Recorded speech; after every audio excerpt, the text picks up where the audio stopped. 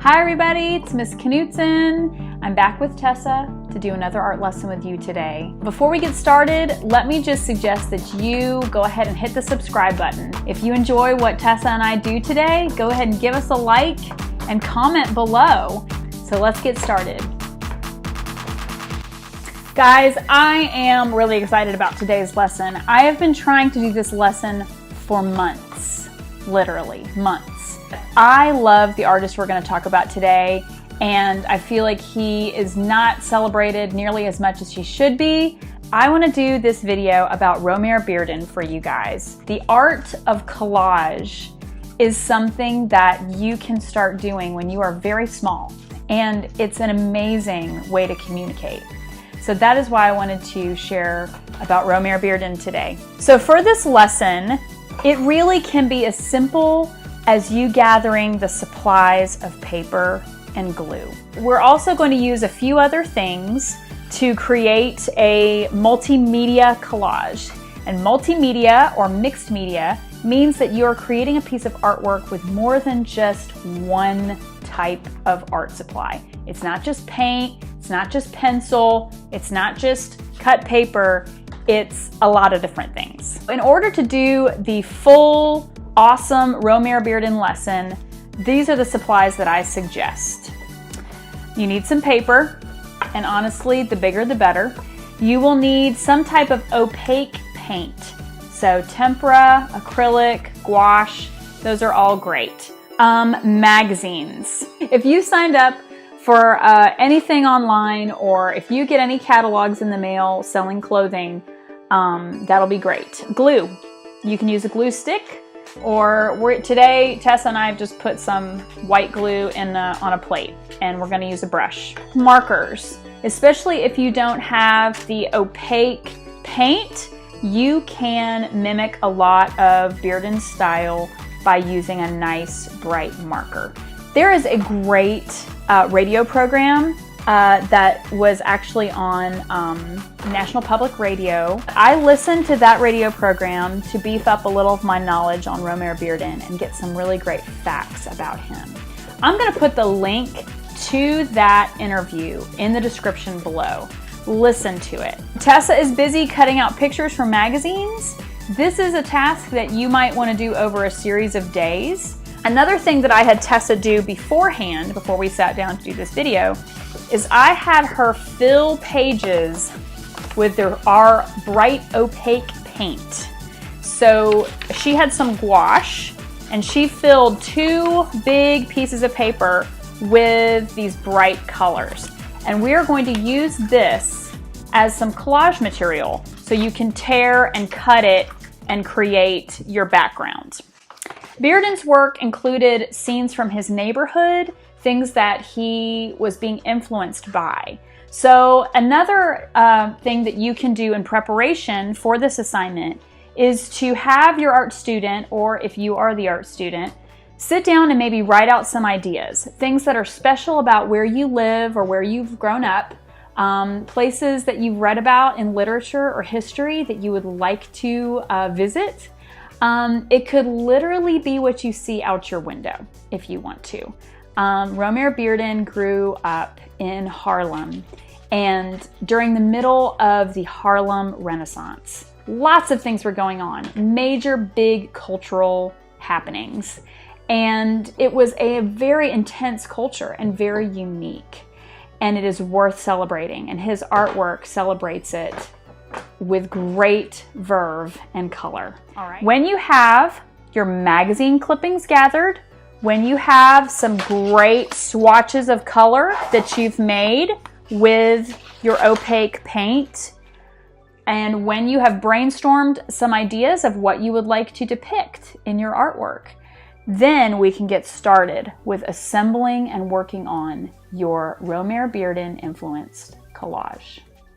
I suggest that you use your big piece of paper and decide whether you are going to need to draw out some of your plan of where your subjects are going to go, or whether you just want to go for it. Get started with your background, whether you're coloring it or using paper and creating a collaged background first.